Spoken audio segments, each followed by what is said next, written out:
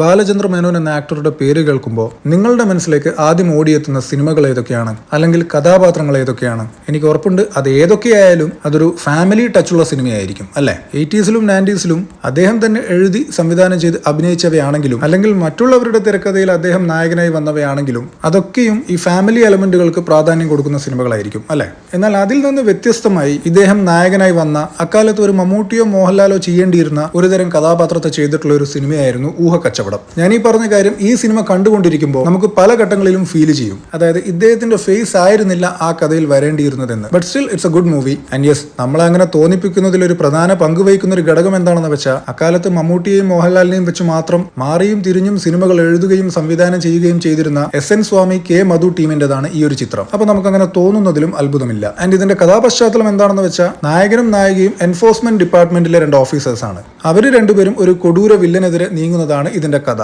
വില്ലനായി വരുന്നത് അക്കാലത്ത് തമിഴിൽ നിന്ന് മലയാളത്തിലെത്തി ഒരൊറ്റ സിനിമ കൊണ്ട് പോപ്പുലറായ നടരാജ് വിഷ്ണു അഥവാ ത്യാഗരാജൻ. സത്യം പറഞ്ഞാൽ ഈ വീഡിയോ ചെയ്യാൻ ഇങ്ങനെ ഒരു സിനിമ കുറെ കാലമായി എന്റെ മനസ്സിലുണ്ടായിരുന്നെങ്കിലും എത്ര ആലോചിച്ചിട്ടും എനിക്കതിന്റെ പേര് കിട്ടിയിരുന്നില്ല. ഒടുക്കം ബാലചന്ദ്ര മേനോൻ ത്യാഗരാജൻ ത്രില്ലർ മൂവി എന്ന് ഗൂഗിളിൽ സെർച്ച് ചെയ്തിട്ടാണ് ഈ പേര് കണ്ടുപിടിക്കുന്നത്. പണ്ടെപ്പോഴോ രാത്രി 7:30 കിരൺ ടിവിയിലോ സൂര്യ ടിവിയിലോ കണ്ടൊരു ചിത്രം. അപ്പൊ ദാറ്റ്സ് ഇറ്റ്. ഈ പടം കണ്ടിട്ടില്ലാത്തവരൊന്ന് കണ്ടു നോക്ക്. നിങ്ങൾ കണ്ടിട്ടുള്ള 80കളുടെ അവസാനത്തിലെ ചില മമ്മൂട്ടി മോഹൻലാൽ ചിത്രങ്ങളുടെ അതേ ലെവൽ ക്വാളിറ്റിയിൽ നിൽക്കുന്ന ഒരു ബാലചന്ദ്ര മേനോൻ ചിത്രം.